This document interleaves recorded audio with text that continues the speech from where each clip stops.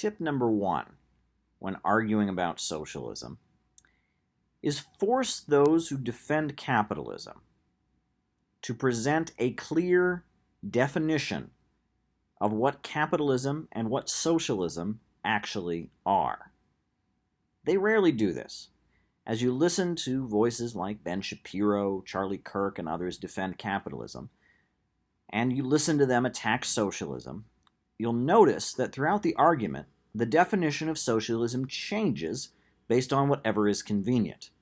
If you point to China's successes and the fact that China has had so much economic progress, alleviated so much poverty, they say, oh, well, that's because China's capitalist. However, if they were to then point to bad things that happened in China, suppression of civil liberties, something like that, they'll say, see how bad socialism is.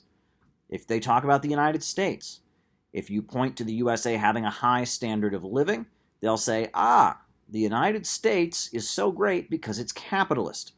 And if you then point to the problems in U.S. society, like crumbling infrastructure, like the prison-industrial complex, they'll say, oh, that's because we're socialist here in the United States. We've been socialist since 1935 or whenever, right? Sometimes socialism is Pol Pot. Sometimes socialism is the post office. Sometimes socialism is China today. Sometimes socialism is Norway and Sweden. Sometimes the United States is poor because it's socialist. Sometimes the United States is rich because it's capitalist. Sometimes China is successful because it's socialist. Other times China is brutal and repressive because it's capitalist. They can't agree on a clear definition.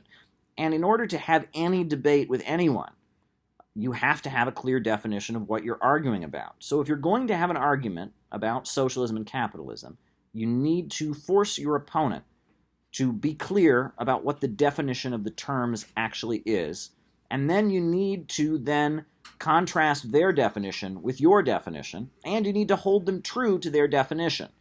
For example, if they say that the United States is capitalist, then they must own all the problems of U.S. society. However, if they say that China, for example, is socialist, then they must recognize all of China's economic achievements, right? You'll get some who insist that capitalism has never existed anywhere, that it is this pure ideal of a society where the government never intervenes. And if that's the case, they have no right to claim any of the successes in the world, right? None of the achievements in the world can be blamed on capitalism because there's never been true capitalism according to their definition, right? You have to force them to hold a consistent definition of the terms. Make them hold a consistent definition of capitalism and make them hold a consistent definition of socialism.